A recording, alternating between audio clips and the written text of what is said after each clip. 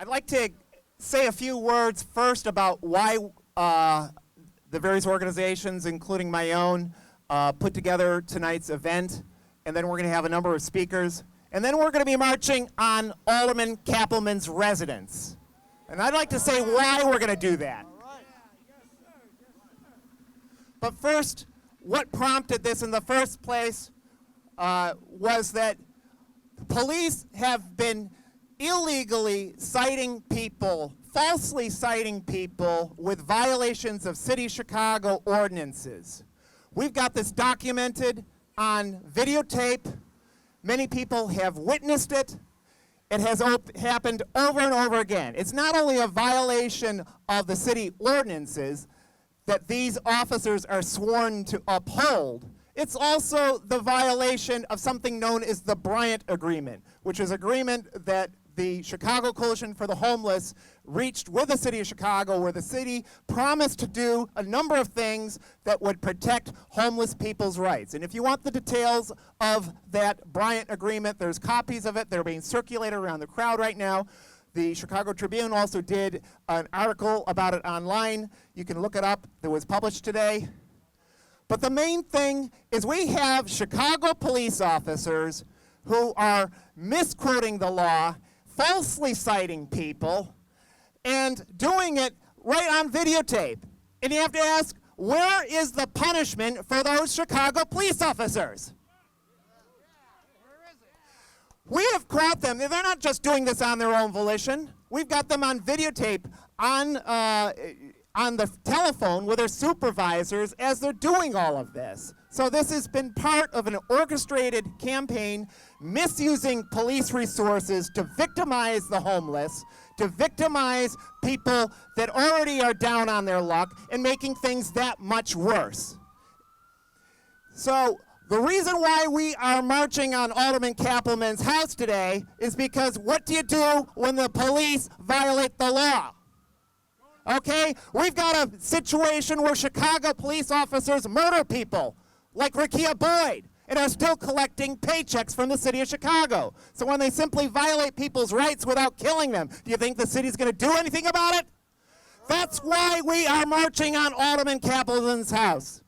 Another reason why we are marching on Alderman Kappelman's house is because he says he cares about the homeless. That's a lie. It's a lie, as any number of folks here will be telling you in a few minutes. It's a show because the elections are coming up. Well, we already had the elections, but he's the point. And we'll have you up here in a few minutes here, Laura, because you've witnessed it firsthand. Alderman Kappelman has not built a single new unit of housing. Of low-income housing since he was elected alderman. We have lost over 1,000 units of private low-income housing in this ward, more than the rest of the city's wards combined. And so when Alderman Kappelman says he cares about homeless people, while at the same time shooing away Salvation Army food trucks, while at the same time taking developers' monies to flip low-income housing into luxury condominiums, we know that he's a liar. So frankly, we don't have anything to say to him because he's just going to lie to us again. And so the point of being out here is to frankly mobilize the people of the City of Chicago and demand the change that Alderman Kappelman, that Gary McCarthy, that Rahm Emanuel won't give to us.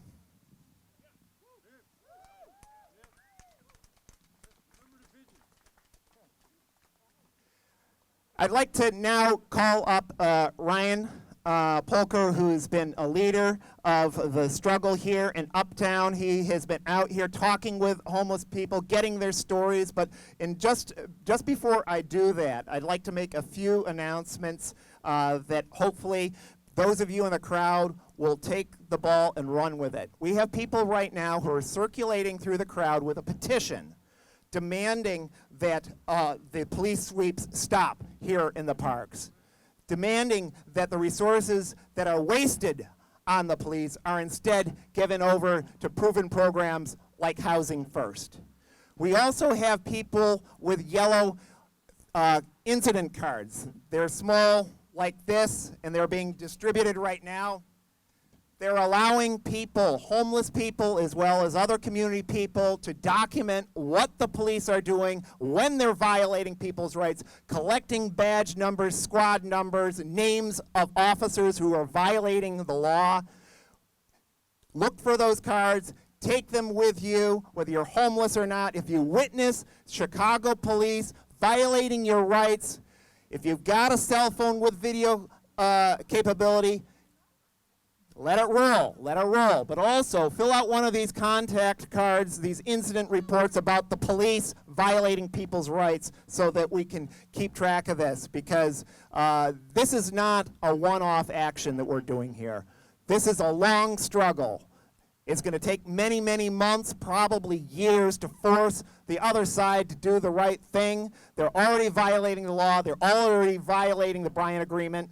So we're in it for the long haul. But tonight, we're going to be marching on Alderman Kappelman's house, and I'm going to give this microphone over to Ryan so he can say a few more words about that and other important issues. All right, thank you, Andy. My name is Ryan. I live here in the Uptown neighborhood. I'm a member of a community group called Northside Action for Justice, who's been fighting around housing issues and education issues in this community for years and years and years. We are acting in response to the city of Chicago treating people like criminals for merely being homeless. This is not a comprehensive solution to people who are homeless. This is not how a city with any decency in it should be treating people when they are experiencing homelessness. I was homeless when I was younger, and I vowed to myself that I would never forget what that is like.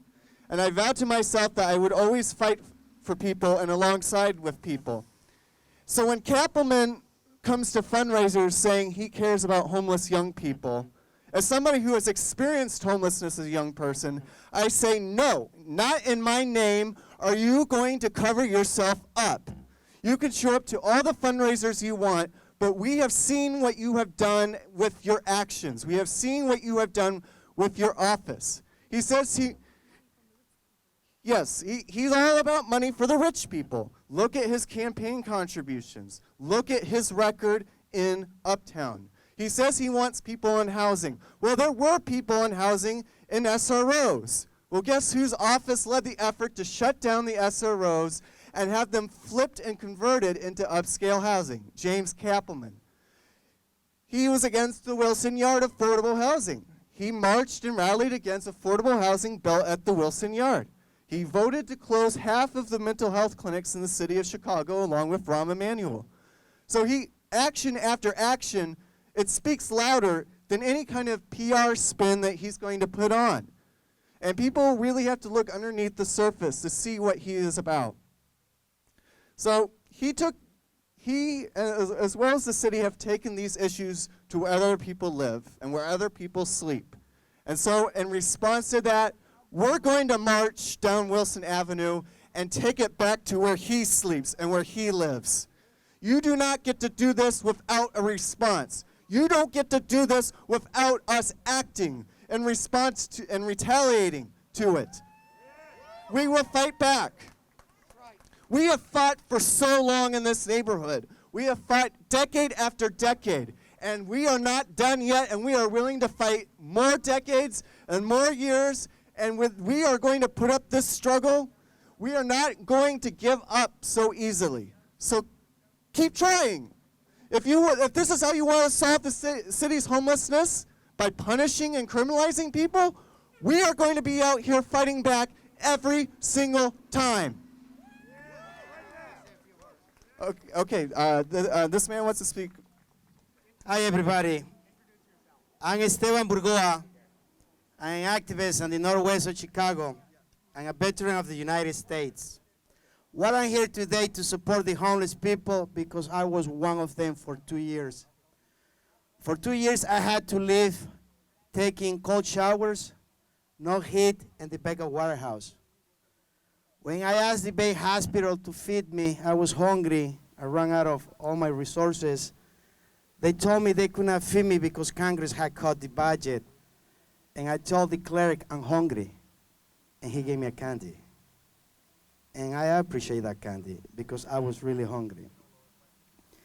I had one of those old coins, dollar golden coins that I collected, and that was my last money I have. I take it to the grocery store to pay with it.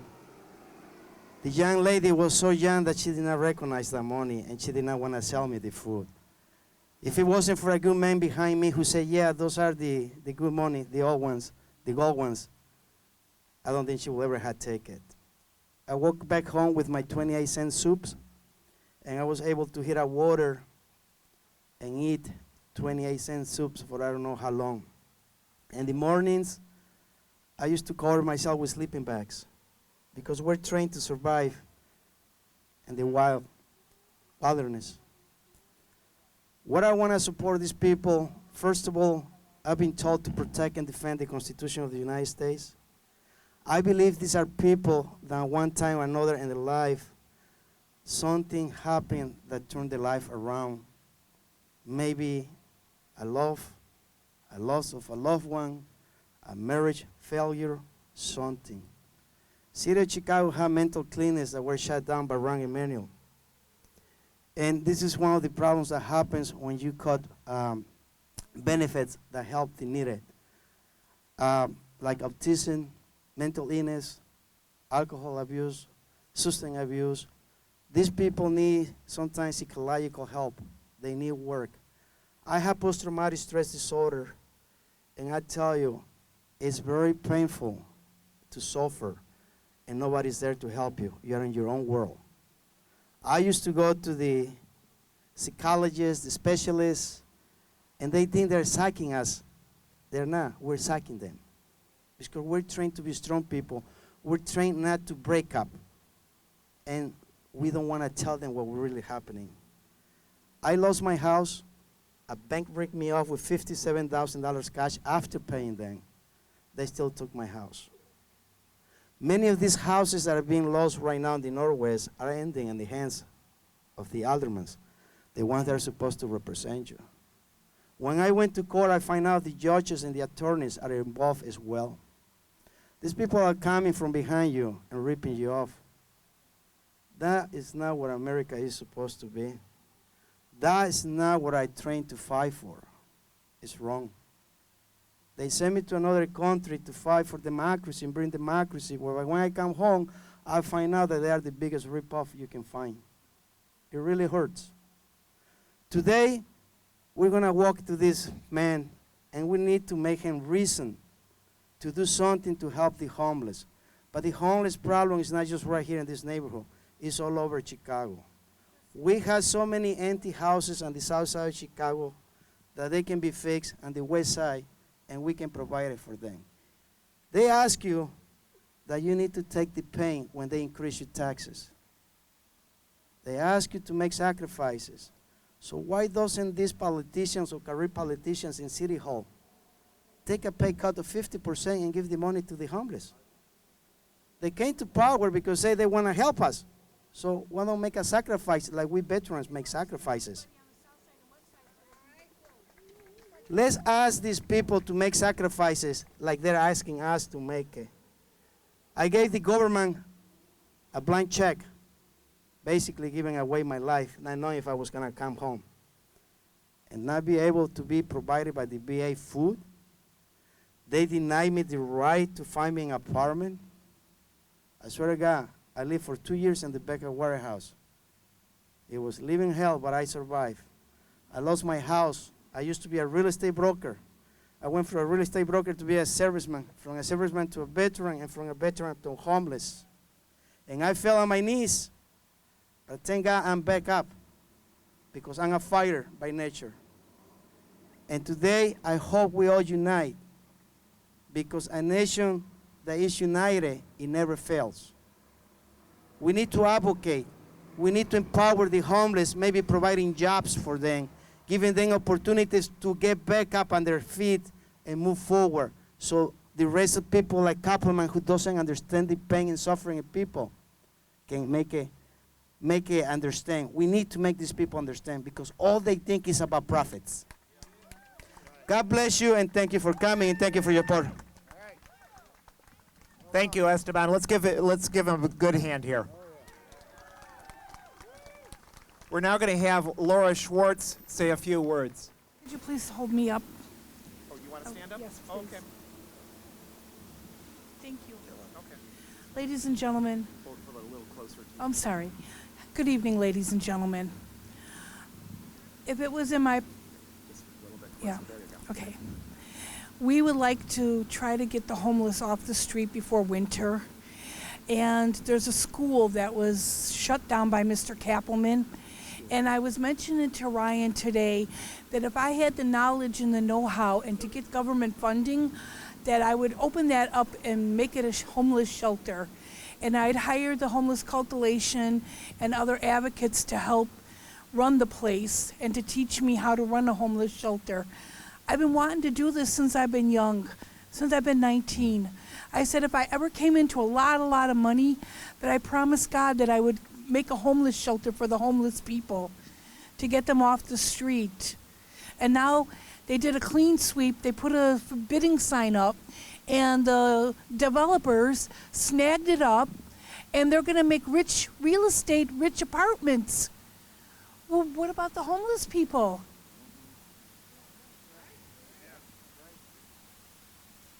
And people can't move to the south side and west side because it's too dangerous. We all know what's going on.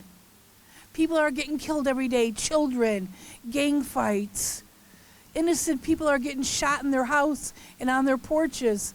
God rest all their families' souls for their pain and their suffering. Because there's people that don't deserve to die, especially the children. So if someone knows a way that I could help find a place and get government help so I can open up a shelter for the homeless, please contact me, okay? I am very interested in it. And Cornerstone is a very good shelter. And they are doing what they need to do to facilitate the place and to spray for the bed bugs and get rid of them. And they keep the place clean and they're making the people listen. And if you don't abide by the rules, there's some people that are very hasty and they're mad because they don't want to abide by the rules and they can't be in the shelter if they can't abide by the rules. But they're very lenient there and they're very caring and kind and they really help you over at Cornerstone. I lived there for 4 months. I got my business up off of the ground. I started a house cleaning and gardening business. I wanted to make it official, but when it came time for me to do that, my back went out on me for a lot of personal reasons, and I'm not able to do it right now. But I started my business at Cornerstone in the shelter at the front desk, and all the staff helped me. Please help me so I can help get these people off the street. I don't want to see anybody else die in the street of being frozen and cold and hungry and no blankets and no tents. They don't want us to have no tents at all. They want us to sit out here from 8 o'clock in the morning until 8:30 at night in this freezing below zero weather. They think they're going to force us into shelters. Well, there's 168 shelters. About 3 months ago, I heard that shut down. There's very few shelters that are open. And it's becoming slimmer and slimmer. And there's no shelters, and they let you stay for 4 months at a time, and they put you on the SRO low housing income list. There's like 68,000 people that need housing, and there's like 58,000 people in the CHA. And we were informed that there was 1,100 vouchers that CHA has not used, that they're holding on to, and that they have government funding or federal funding, and they're holding on to that money, and they're not using it to help the homeless and to help people get housing. So you guys need to answer to them. God bless all of you. Thank you, Laura.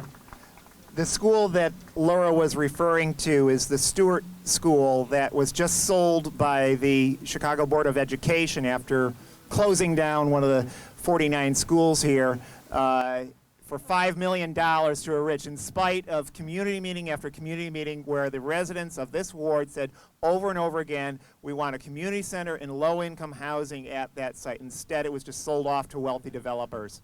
It should also be noted that there are over 30,000 people on the CHA waiting list. And the CHA, the mayor, and various aldermen can make all sorts of promises, but some of us remember that when they tore down Cabrini Green, they promised to have one-to-one replacement housing. And of course, they lied.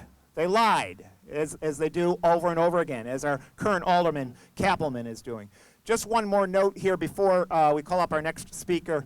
The incident cards that I was telling people about where you can report the illegal actions of the Chicago Police Department and other city actors. They look like this. There's people in the crowd here are distributing these right now. Please take a handful of these so you can put them in your wallet. So if you see the police abusing someone's rights, you can document it even if you don't have a cell phone. This is how we're going to begin to take and make sure that these damn cops who violate the law, even though they're sworn to uphold it, start following the rules. I believe Jose. Oh, okay. Introduce yourself, please, sir. Hi, y'all. My name is Lieutenant McDade. Now, I grew up in the projects. I've been in Chicago all my life. Now, I'm going to tell y'all the truth about me. At one time, I was a criminal. I ain't been in trouble about 8 or 9 years now, because I try to stay out of trouble. I have seizures and everything. But when they tore down the projects, they promised affordable housing. Now all they build is condos. Now, all I get is a link card. I don't have an income. Won't nobody hire me to work because I have seizures. But now they telling me I'm doing something else wrong because I'm trying to find a place to go to sleep at night because I have nowhere to live. I've been in Uptown since 2005. I had one interview about housing, but they never called me back. I've been on a waiting list for 10 years. When is they gonna give me some housing? I have nowhere to go, I have nowhere to live, but by me, I feel by me being a Chicagoan, you can't tell me what side of town to live on. I grew up here. That's all I know is about Chicago. I ain't been nowhere else. I know about no other state, no other city but Chicago. And all I want is some place to live. I'm not trying to be out here. I'm 54 years old. I don't get in trouble, and I just try to mind my own business. I just want a place to live. That's all. Thank y'all so very much. Thank you. Here, we got other people who want to say something too. I'd like to ask Alan Mills to come up here and say a few words. Alan Mills is with Uptown People's Law Center, which has been defending people's rights in this ward and beyond for many, many years. Let's give it up for Alan, please. Good evening. Thank you all for coming out to support everybody who lives here. As an attorney, I am appalled that the city of Chicago has decided that the way it will address the homeless problem is not by providing homes, but instead by sending out the police. The criminalization of social problems is disgusting to me as a lawyer and as a resident of Uptown. I am appalled that these people are living on the street, and instead of providing them housing, we are arresting them, we are giving them a criminal record, we are making it impossible for them to ever get into housing if they have a criminal record. This is not the way you deal with social problems. The simple solution is stop destroying the affordable housing we have in Uptown. When Alderman Kappelman ran the first time, he made a written pledge that he would sustain all existing affordable housing in Uptown. He lied. They have closed over 1,000 units of affordable housing that existed with the day he came into office. We have built not a single new unit of subsidized housing. We have closed the mental health clinics throughout the city of Chicago. We are short on housing everywhere except Cook County Jail. That is not the solution to homelessness. Okay, here's Jose. He's another person who is an ally and who's been out here. I'll tell you what, I've been out here all my life and everything. I try to help everybody out here to go get their homes and everything. What they're doing with the fundies and all the money that they got, that they can't help us out because we're homeless. But when we went under that bridge and we moved over here, they didn't say nothing. I like to see more people, and I got the people from the dog park. They're all going to move out here. Let me see what the cops going to say then. No offense or anything. All I can say is God bless you all and everything. If the people get the funding could help us out, you're more welcome to help us out. I'm out here. I'm on the front page and everything. I got people out here on the front page and everything. I'm trying to help the homeless people to get home. I don't care about me or anything. As long as I get them out here, I'll find a place to go. All I want to take care of is the people that are out here, that they're homeless, that they've been out here for years. And I got a Cuban guy that stays over there. He's been out here for 30 years. I would like to see somebody come with their homeless, with their money, and give them some money to find them a place. Thank you very much, and I love you all. Thank you, Jose. Are we here?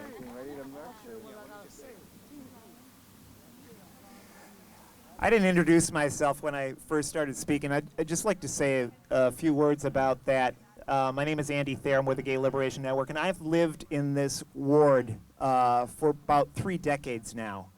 And I've seen it be a diverse ward, and that's something that I like. It's one of the few areas of the city where we've seen that's affordable and yet racially diverse. And we also now have a gay alderman, and I'm a gay man. I'm with the Gay Liberation Network. I find it personally offensive that another member of our LGBT community could be attacking anyone's civil rights. We as LGBT people have fought long and hard for our rights, and we got a lot more rights we need to win. And when a member of our community is attacking anyone's rights, it wrecks the kind of solidarity that we as LGBT people need when we're fighting against the bigoted right wing. It's the kind of thing that says people, oh, those gays are a bunch of, use the F word.